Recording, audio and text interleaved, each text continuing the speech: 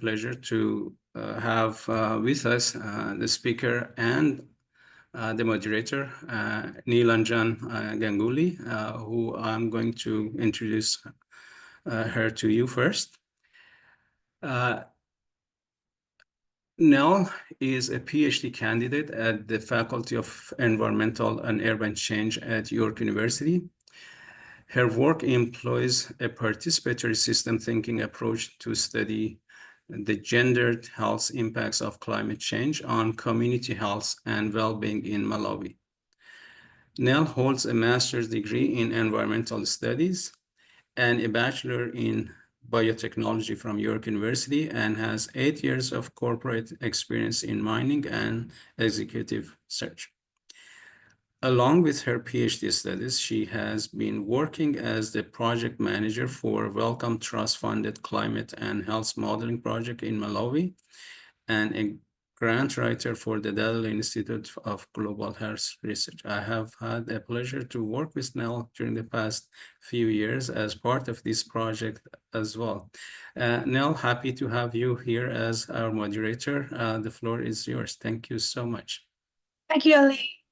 Good morning, good afternoon, and good evening to everyone, depending on where you are. Thank you for joining us on the second session of our climate change displacement dialogue series.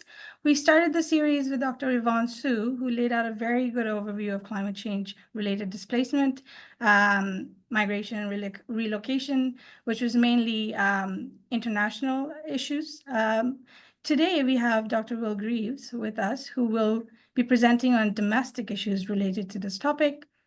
Dr. Greaves is an associate professor of international relations at the University of Victoria, British Columbia, where his research focuses on global politics and security, climate and energy, indigenous peoples, and the circumpolar Arctic. He's author of more than 30 peer-reviewed articles and book chapters, and has co-edited 2 books, Breaking Through, Understanding Sovereignty and Security in the Circumpolar Arctic, and One Arctic, the Arctic Council and Circumpolar Governance. He's lead for climate change and environment with 3 federally funded research networks and holds a PhD in political science from the University of Toronto. Before I hand it over to Will, I wanted to quickly go over some housekeeping rules. This is a 1-hour session, which will end sharply at 1 p.m. Will present for about 40 minutes or until 12:50, following which we'll have a brief 8-minute Q&A session. Please type your questions into the Q&A box, which should be at the bottom of your screen. In the interest of time, I will facilitate the Q&A session and pose your questions to Will for the discussion. After the Q&A, Dr. Asghari will close the event sharply at 1. Also, today's session is being recorded, and the content will be available on the CFOL website. And we welcome you to revisit the content yourself and share it with colleagues. Before further ado, Will, you have the floor. Great. Thank you very much, everybody. Thank you, Neela. Thank you, Ali. And thank you, Yvonne, for the invitation to be with all of you this morning. It's a great pleasure to have an opportunity to share some of my work, which represents the most recent stage of a project that I have undertaken in collaboration with Dr. Yvonne Su at York University, who I believe is well known to many of you. So my presentation today is titled Beyond a Bed for the Night, The Limits of Humanitarianism for Responding to Domestic Climate Disasters. So to give you a sense of where I hope to take us this morning, the broad context for this discussion, of course, is the fact that climate change is upon us. This conversation that has for a very long time been a forward-looking conversation is now a present-looking conversation. The reality is that climate change and its many, many impacts are all around us and are altering global politics in multitudinous ways, from the macro to the micro.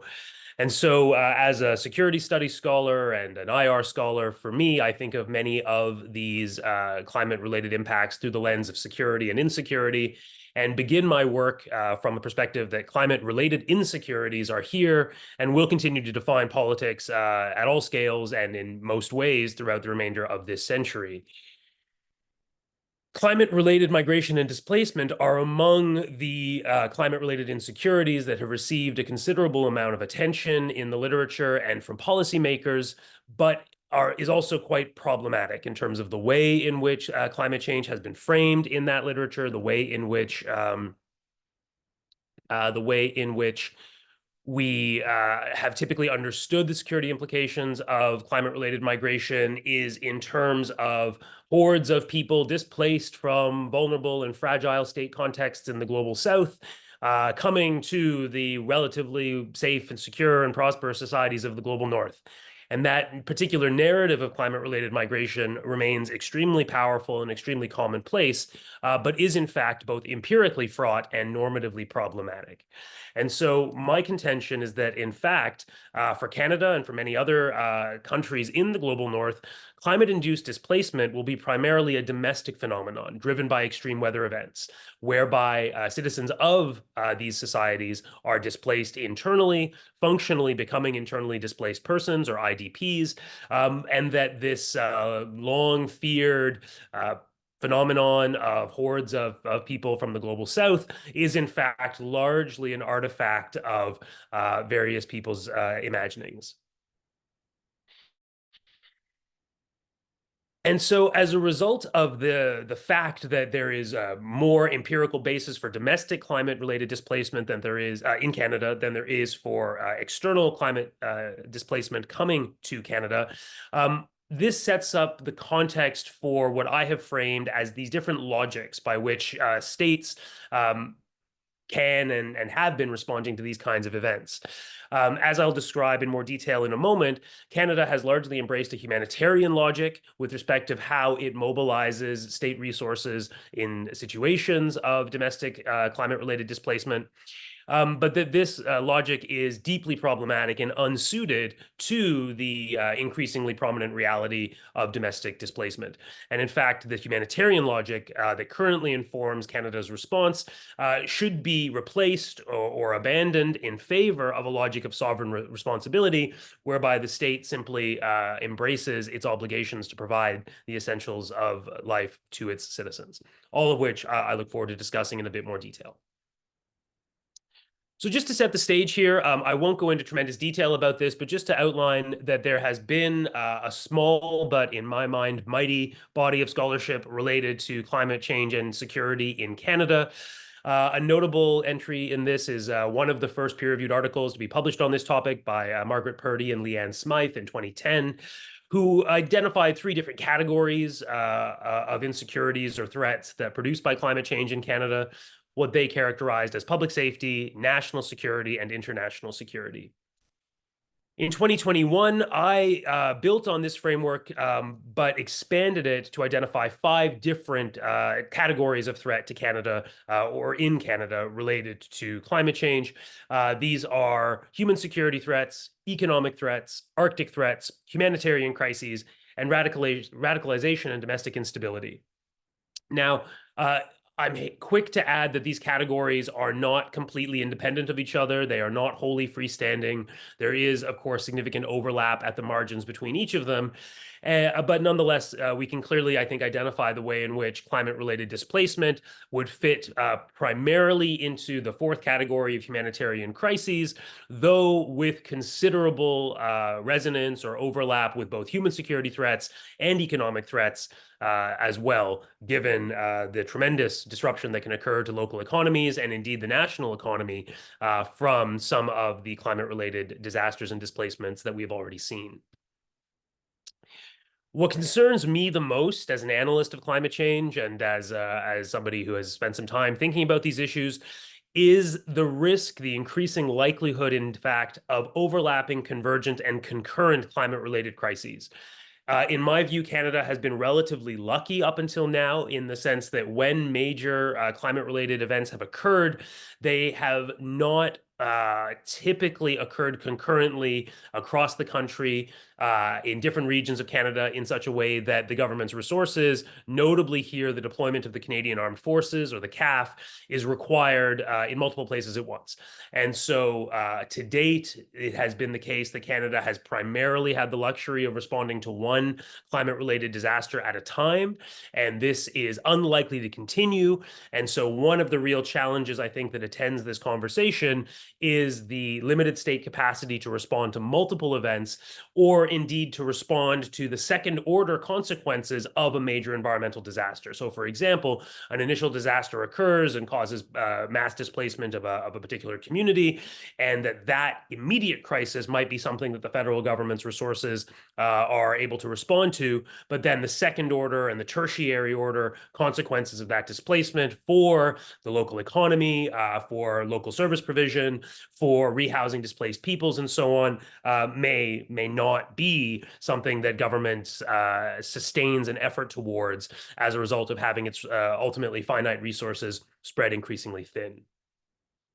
Just to give a shout out here, the question of climate change's impacts on Canadian national security is something of a cottage industry. There are various groups of scholars and entities across the country, both providing their own independent analysis and also advising or seeking to advise governments in Canada in various ways. So this is an active area of study with a number of useful resources that members of the audience who are interested might refer to for further information.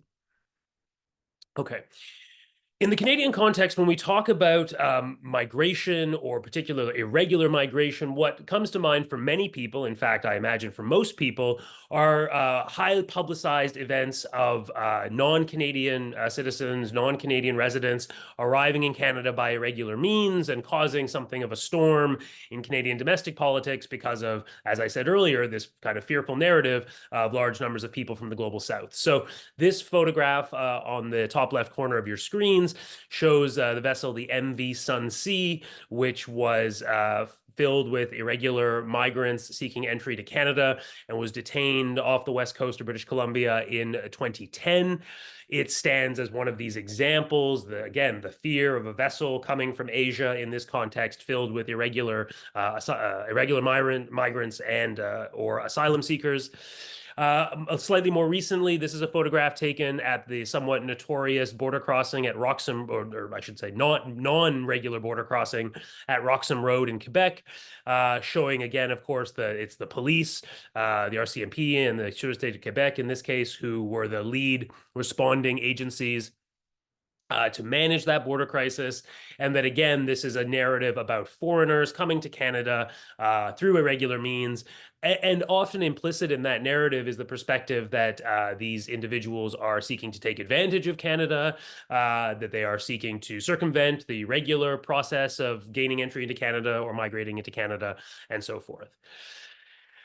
Just some very high-level data, and I know that your first speaker in this series, Professor Su, spoke to this data in a little bit more detail, but all of this is happening against this context of a record number of people who've been displaced globally. So approximately 250 million people are displaced in 2023, globally, of course, with an estimated 200 million more predicted displaced by climate change by the year 2050. I do think it's worth stating that we should take those numbers with a grain of salt. There is various ways of interpreting and perhaps critiquing those figures, but nonetheless, the clear sense is that as a result of a combination of both political and economic forces, accelerated or aggravated in many cases by climate change, more people than ever before all over the planet have been displaced from their homes and are seeking refuge, are seeking safe haven, and of course, in many cases, are doing so in the global north. To zero in a little bit more specifically on Canada, the data are incomplete, or at least I have not been able to identify kind of comprehensive data on this. But the Immigration and Refugee Board, which provides data on the number of irregular border crossers to Canada, in this case identifies 113,605 people who crossed the Canadian border irregularly and then submitted a refugee claim. So this is not necessarily the total number of people who crossed irregularly, but is the number, it's something of a floor in that respect. It is the number who then subsequently submitted a refugee claim in this country. And that data is from February 2017 until June 2024. And there is no data available, or at least not comprehensively, from government agencies prior to February 2017, which is when this data collection began. So when we do the math, this works out to around 16,000 people, or we should say a minimum of 16,000 irregular border crossers claiming asylum in Canada on average per year since 2017. Now, let me hasten to add that it's impossible to say how many of these people were motivated by climate change. It's not really feasible to identify, nor is it really possible to separate climate change from other factors that drive people's decisions to migrate. So climate change is only ever one causal factor in people's decision making, for the obvious reason that people's positionality, people's own class status, people's own levels of community support, people's own geographic vulnerability, and so forth, all mediate their exposure to climate-related threats. And so consequently, climate change affects, as the fairly apt, I think, metaphor goes, when climate-related disasters hit, everybody in a particular community may be in the same storm, but they're not all in the same boat. And in that respect, we, of course, have a very complex basket of factors that ultimately determine what causes people to migrate from their homes. However, I think the key piece here is that this number of 16,000 people per year on average is substantially smaller than the number of people displaced annually within Canada by climate change related disruptions. So no matter how we slice this data, the numbers of people, and even if we were to assume that every one of these irregular border crossers claiming refugee status was motivated by climate change, which we know is not the case, but even if it were, there would be far more people per year being displaced within Canada than being displaced externally and coming to Canada. And yet, despite that empirical fact, when we look at large N data sets from various well-regarded international organizations or NGOs around, in this case, as you can see, the total number of internally displaced persons by disasters as of the end of last year, the end of 2023, Canada doesn't register in this, or at least the numbers of the IDPs that we can identify in Canada, people displaced from their homes in Canada as a result of environmental disasters, isn't seemingly adequately calculated in this data set. So you can see that Canada, along with the United States, along with many countries, the majority of countries on this graphic, is identified as having fewer than 25,000 IDPs in the year 2023, which is just a lowball estimate. I don't know the source of this data used by the producers of this particular report, but it is not in alignment with the numbers that I'm about to present to you for that year, or the numbers that have been employed and shared by the Government of Canada and other responding agencies in terms of how many Canadians have been displaced from their homes. So we have a disconnect here, and I would simply conclude for the moment, this discussion by saying that there seems to be a problem of underreporting or undercounting the numbers of people displaced in wealthy, advanced democratic capitalist societies by environmental disruptions.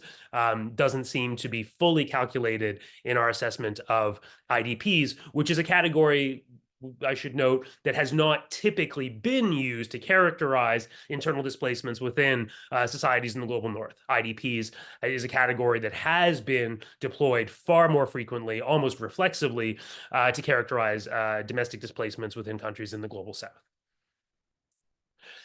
So just to underscore the point that I was just making, I'd like to take a brief journey through the Northwest Territories, one of Canada's 3 territories, in the year 2023, which of course is the same year that the data was collected in the Atlas of the world's IDPs, which I just showed. 2023, which of course is just last year, was a remarkable year in the Northwest Territories from the perspective of climate-related disruption. It was the Northwest Territories' most disruptive wildfire season on record. And as you can see from the graphic in the bottom right there, the scale of the fire simply dwarfs any previous year. You can see by an order of magnitude, the area burned across the territory, also represented by the number of fires you can see on the map above, was exceptionally high compared to the preceding years, simply unrivaled in our historic records.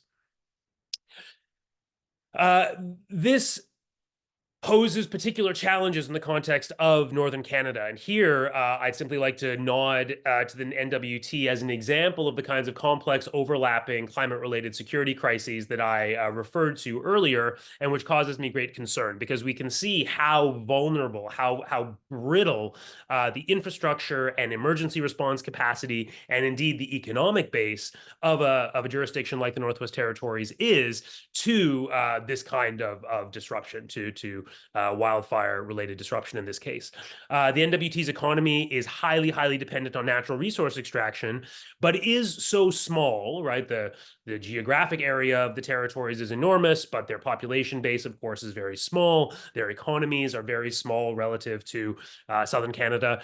And so even a single project being taken offline, for example, the access road to a mine being inaccessible because of wildfire risk, or indeed the mine itself, the mine site being threatened by wildfire, thus forcing its temporary closure, that those kinds of disruptions are meaningful from the perspective of the territory's GDP overall, right? A multi-week-long closure of a mine that produces somewhere in the order of 20% of the territory's GDP will show up in the GDP figures for that year. So we see tremendous vulnerability to jurisdictions that are disproportionately rural, remote, northern, and indigenous because of their geographic relationships to land, because of their relative inaccessibility from emergency responders based primarily in southern Canada, and because of their reliance upon these large mega extraction sites and also the relatively large urban centers of the territorial capitals, that when these are threatened by climate-related disasters, for all intents and purposes, the economy seizes up, right? The economy of that jurisdiction is simply placed on hold as a result. This makes it difficult to quantify the economic impacts of climate-related disruption. We know that they're large. We know that the economic costs are far larger than, for example, just the insured losses. Insured losses is a figure that is very useful and that is often used as a kind of monetary measure of the impacts of these kinds of disasters, but is deeply unsatisfactory because it's the barest minimum of what the actual costs are. And at a certain point, they simply become difficult to quantify. Zooming in at this question of displacement, however, in the latter part of the summer of 2023, so as you can see, from August 16th until September 6th, more than, I believe the number is 68% of the residents of the Northwest Territories were displaced from their homes. Nearly 7 out of 10 people in the entire territory were forced to evacuate, were placed under evacuation order, including the territorial capital of Yellowknife, which is to say that the territorial government itself was displaced. There was no functioning territorial government of the NWT to effectively manage or oversee this emergency response during this period of time. The premier of the NWT was living in a motel in northern Alberta, displaced along with, nearly 70% of the residents of the territory.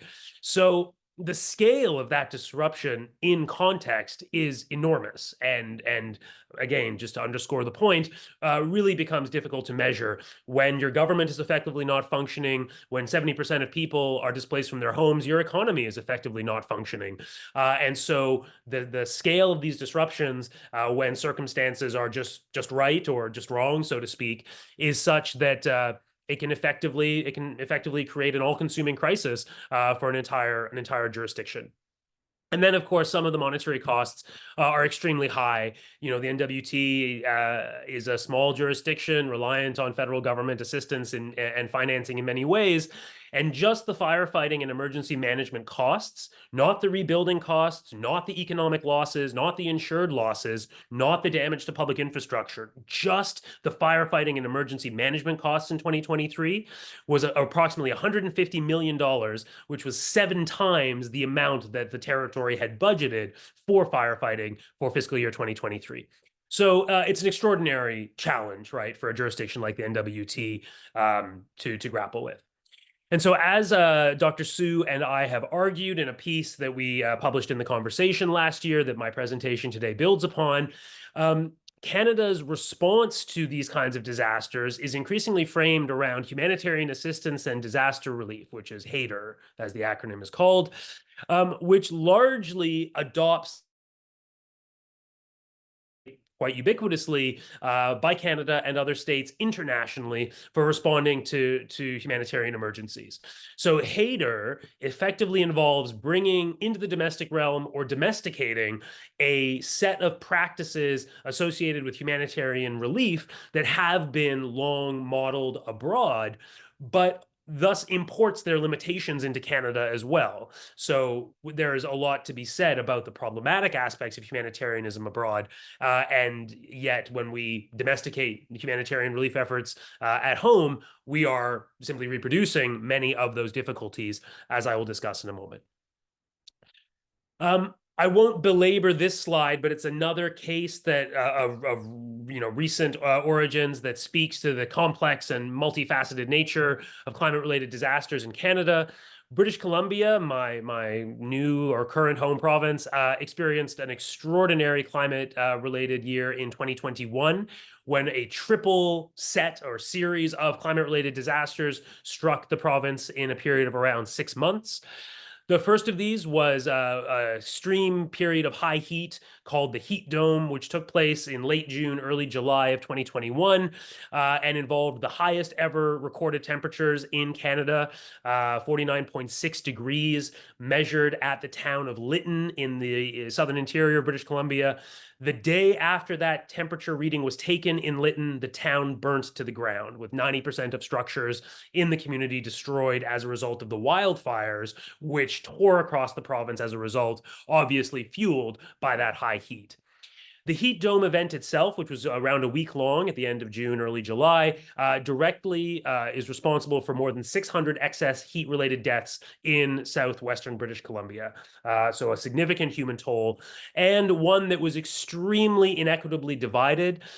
We see in the assessment of the BC Coroner Service that the victims of the heat dome were predominantly older people, people with disabilities, and in particular, lower-income older women living alone.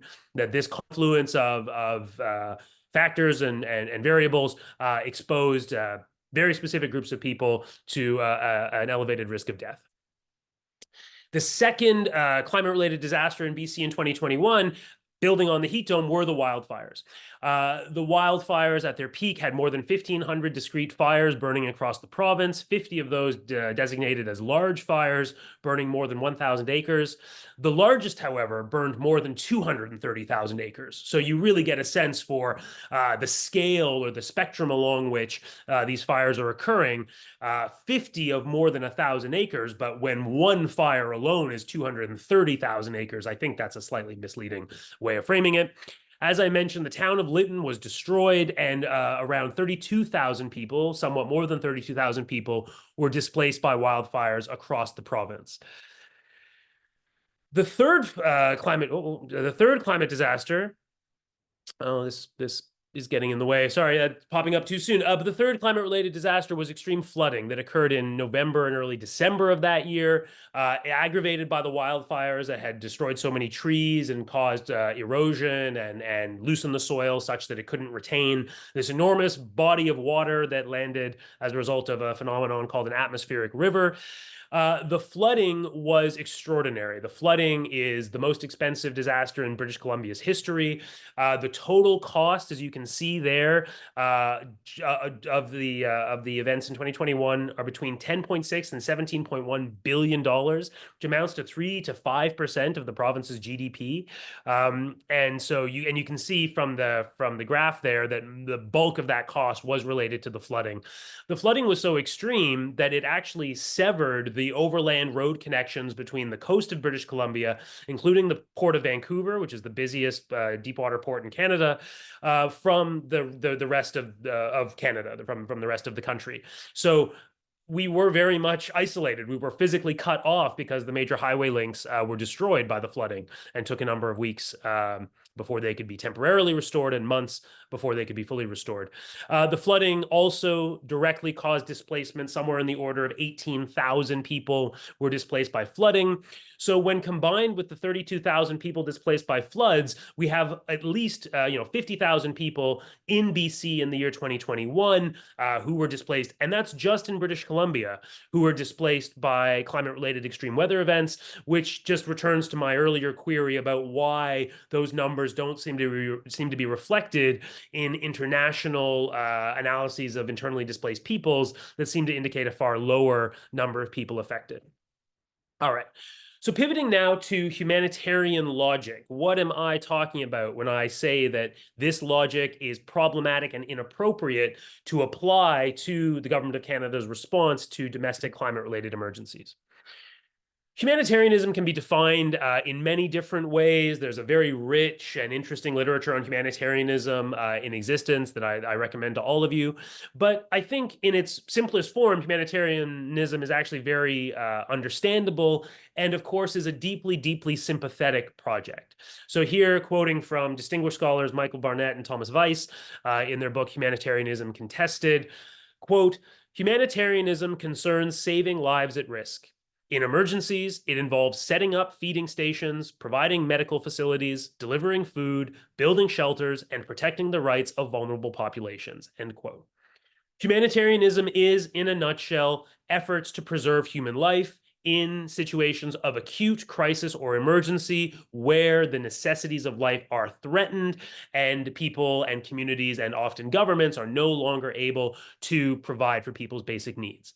Humanitarianism is the label that we give to the efforts, usually from outside parties, to intervene and provide those necessities until such time as the emergency has ended or perhaps at least has abated, and systems of food and water and healthcare provision and so forth can be reestablished.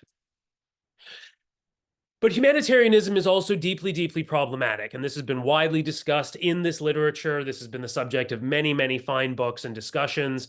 But humanitarianism, as it has existed at a very high level in global politics for almost 170 years, we kind of date the origins of modern humanitarianism to the middle of the 19th century, the founding of the International Committee of the Red Cross and so forth. But humanitarianism is built on a narrative.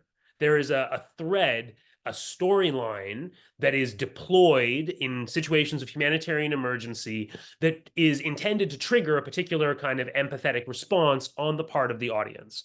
So this humanitarian narrative is based fundamentally on a separation of self and other, with the intervener, the party intervening in that context to provide that humanitarian relief, being assumed to have an altruistic moral responsibility for saving the lives of distant others, others who are not themselves, others who are not members of their own community, others who are very often racialized differently from themselves, and who are represented within this narrative as suffering victims with limited means or agency to save themselves.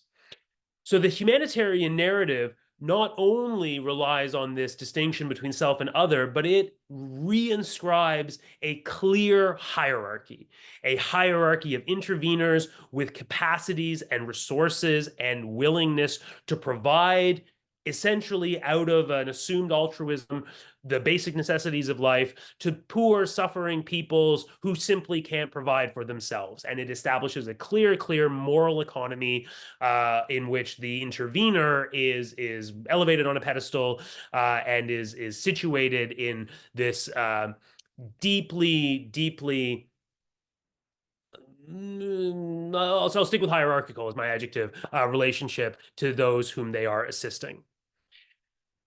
But the reality is that this narrative, the humanitarian narrative, and this ascription of altruism to humanitarian interveners very problematically ascribes altruism when in fact humanitarianism is inherently political. And this is widely discussed, including by Barnett and Weiss.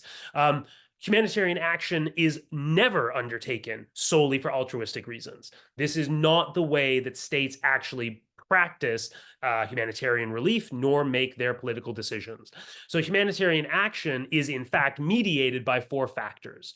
The first is the distance, the social and geographic distance between the victims and the interveners. The greater the distance, the less likelihood of intervention.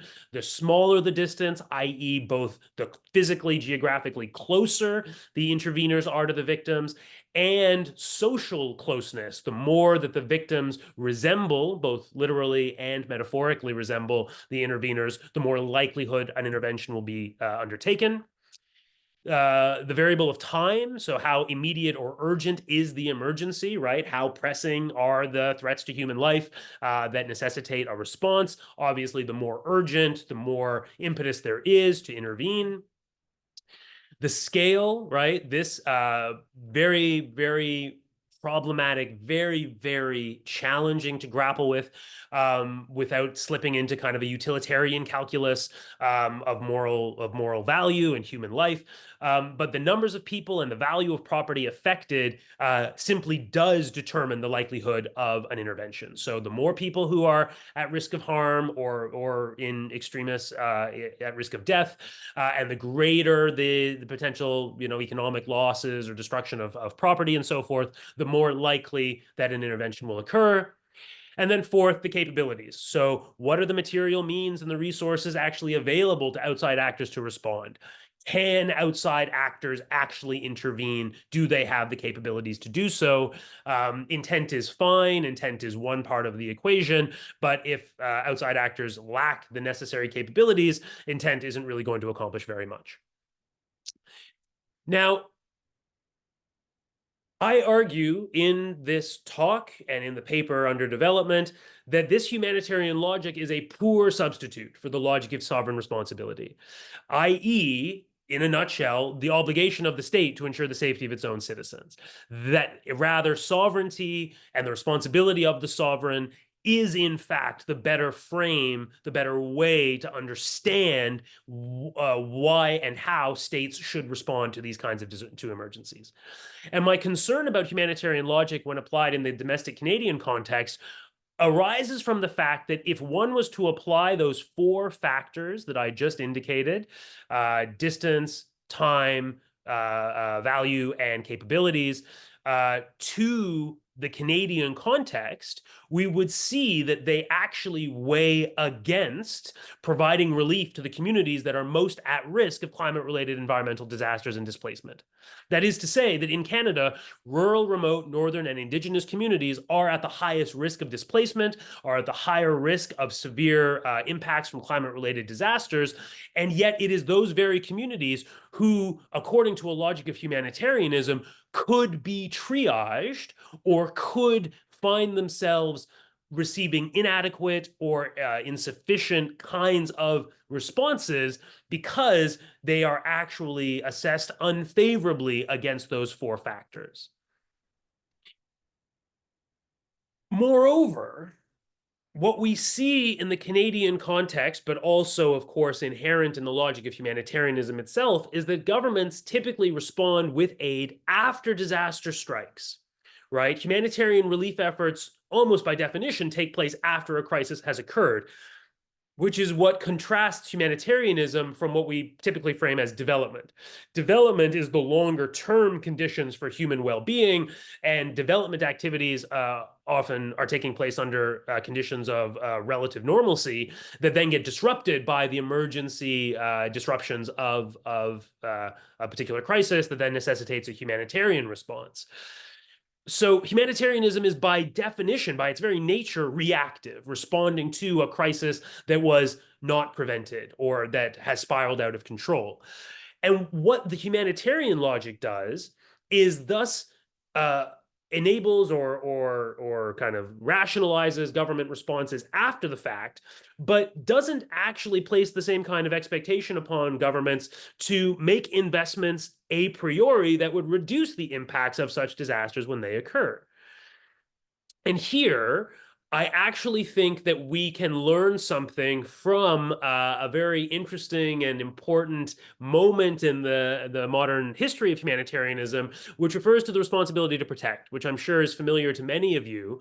R2P is a humanitarian doctrine, I should specify, a doctrine for humanitarian intervention that was pioneered after the Kosovo War in 1999, was released in a high-level report in 2001, and then a version of R2P was adopted by the United Nations General Assembly in 2005. And what R2P says fundamentally is that when states can't actually execute their own responsibilities towards their own citizens, that responsibility to protect human life and prevent mass humanitarian atrocities rests with the international community writ large.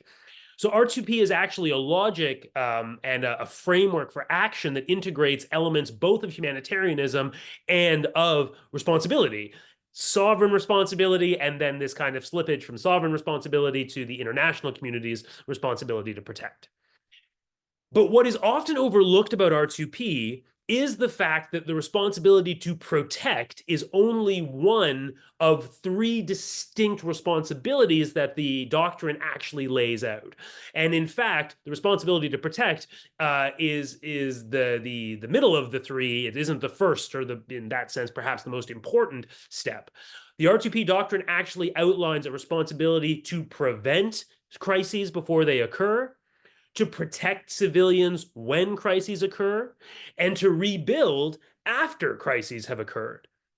And it is, I think, precisely that kind of multi-part, multi-phasal logic of the different responsibilities that the political community has towards its citizens that can and should inform current Canadian efforts and shift us away from an exclusively humanitarian logic towards this notion of responsibility. And here, I think we have to grapple with reality, because we are living in conditions of climate crisis. We are now all subjects of the Anthropocene. We are living in a context in which climate-related disruptions and disasters of all sorts can and will continue to shape and, in many cases, challenge the conditions of our lives. And so when we think about what does responsibility, in this case, of course, specifically responsibility to protect people from climate-related disasters and displacement, what does that look like? Well, it looks like investing in adaptation and in mitigation and loss and damages after a crisis has occurred. Put that differently, it looks an awful lot like the three components of R2P, right? It's an application, I think, of a prevent, protect, rebuild model to this somewhat more specific, circumscribed domestic response to climate-related disasters. And here, without going into the details, though I'm happy to discuss them, and I've certainly written and spoken about this many times before, governments in Canada have been largely derelict in their responsibility in this regard. They have deferred investments in climate adaptation that would reduce the harms to Canadians from extreme weather events, just as they have avoided the most effective carbon-reducing policies related to land use, mass transit, and addressing emissions from oil and gas extraction. The emissions growth from oil and gas extraction alone in Canada has been sufficient to negate all other progress towards emissions reduction in this country. There is no meaningful way of addressing climate change, at least on the emission side, in Canada without addressing our largest source of emissions, which is highly, highly concentrated within the oil and gas sector. Oh, and that figure is not at all where it's supposed to be. My apologies for that. This image is one of my favorites. I'm sorry that you can't see it. It's an image from University of Alberta environmental economist Dr. Andrew Leach. You know, we're just gonna use the initiative and lower that down and pull it back up. And there we have it. Beautiful. So this is from Professor Andrew Leach at the University of Alberta, showing the GHG emissions, absolute levels of emissions, so not per capita. This is the overall levels of emissions by jurisdiction in Canada. And I think that this image, in my view, is the most important image in Canadian political economy. This image tells us most of what we need to know about why we are having such difficulties around climate change in this country, and frankly, why certain provinces have taken the spoiler roles that they have with respect to climate policy and emissions reduction policy in this country. We do not have the same skin in the game when it comes to decarbonization. Some provinces and jurisdictions in Canada are much, much better positioned by virtue of their geographies, their economies, and their demography to reduce emissions. And we can see in the Prairie West, notably Alberta and Saskatchewan, we can see how high those emissions truly are. So to conclude, this is my final slide. Your presentation, you haven't shared your presentation. Sorry, Will. Oh, I'm so sorry. I stopped sharing when I Yeah, it's okay. I apologize. I apologize. Thank you for pointing that out. Oh, it was all going so well too. Okay, so let's roll that back. So here, apologies. Let me just get this slide back up. I'll just want to get the this image up is the one I was just referring to and praising. This is the one that shows you GHG emissions in Canada by province and region. And as I said, I think the story speaks for itself and explains an awful lot about why some provinces have been so recalcitrant in terms of addressing emissions. But to conclude, my final slide, the title of this talk, Beyond a Bed for the Night, is informed by a book by humanitarian practitioner David Reef, A Bed for the Night, published in the early part of this century, which really kind of outlines the limitations and the problems of humanitarianism, and ultimately says that humanitarianism is only ever going to be a stopgap measure that will not be able to fundamentally address or redress the underlying causes of human suffering, which requires political solutions to resolve. Now, in this context, it's just to specify here, the Canadian Armed Forces, their domestic operations, that is to say their operations in Canada, are increasingly characterized by humanitarian assistance and disaster relief. In the Canadian Armed Forces Canada's Defence Policy, Strong, Secure, Engaged, published in 2017, the CAF was given 8 new core missions, one of which, as you can see, is in effect responding to international and domestic disasters or major emergencies. So it's now understood that this is one of the core functions that the CAF performs. And as I've written about elsewhere, there's an exponential increase in the last number of years in the frequency of the CAF's deployment to environmental disasters within Canada. So this is increasingly the thing that we use the Canadian Armed Forces to do, which is respond domestically to these kinds of environmental emergencies.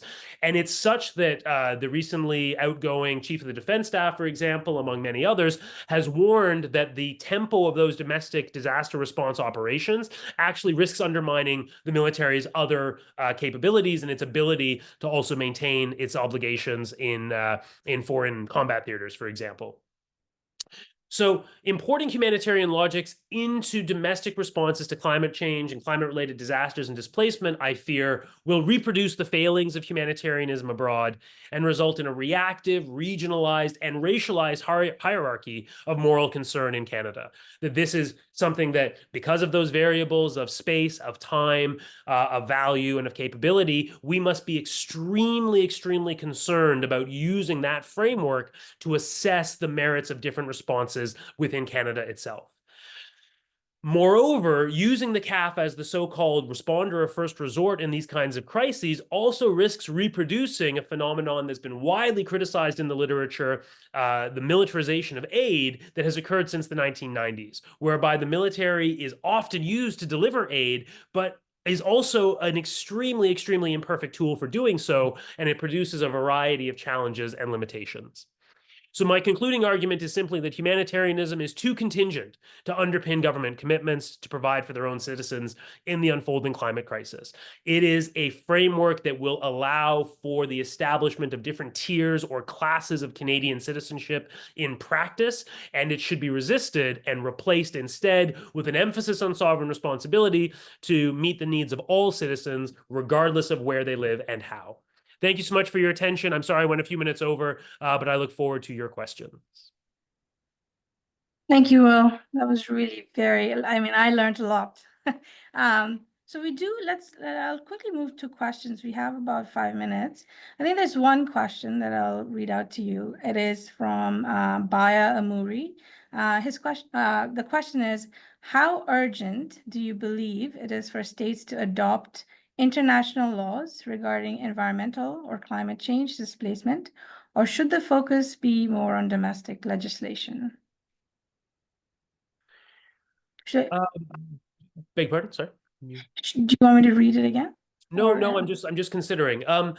I think international law is important, and international law plays an important function in terms of setting standards and expectations for universal practice and a benchmark against which we can assess the performance of governments.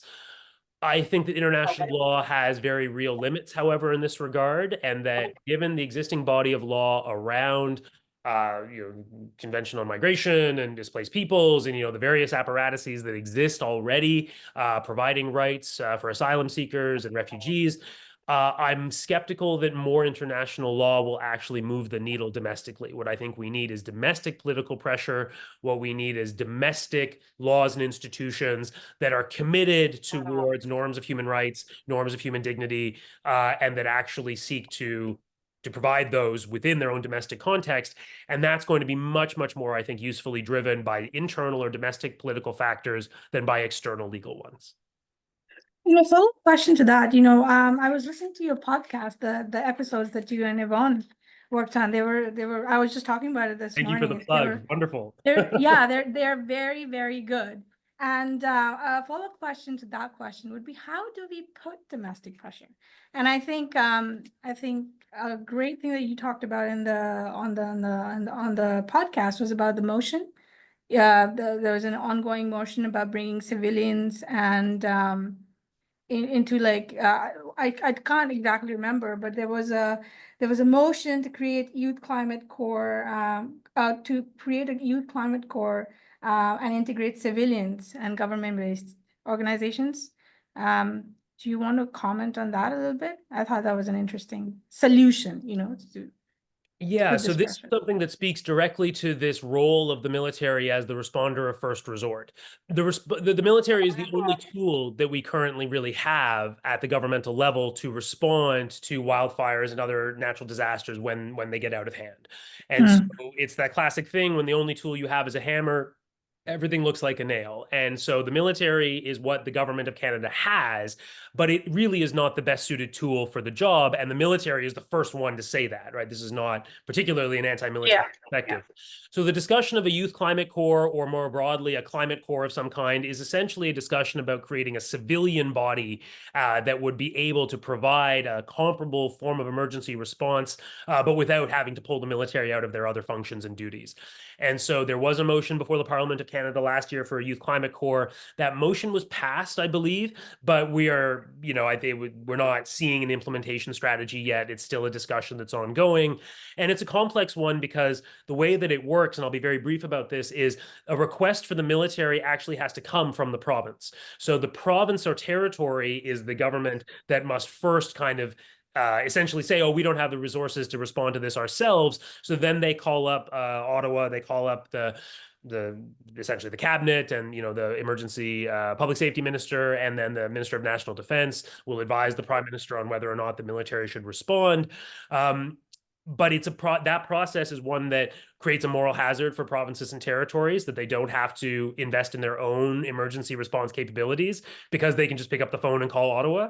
And so it's a way of passing the buck, and it's a way of smaller provinces and territories might not have the resources to be able to do that, but the big provinces certainly can. The 4 big provinces of Ontario, Quebec, British Columbia, and Alberta frankly need to invest more in their own provincial emergency response capabilities. And yet for political reasons and partisan reasons, they are much more interested in simply blaming Ottawa and passing the buck onto the federal government rather than spending what would be, in all likelihood, hundreds of millions or billions of dollars themselves in creating these kinds of capabilities. So it's a political problem that dogs that question of creating a climate core. Right. Okay.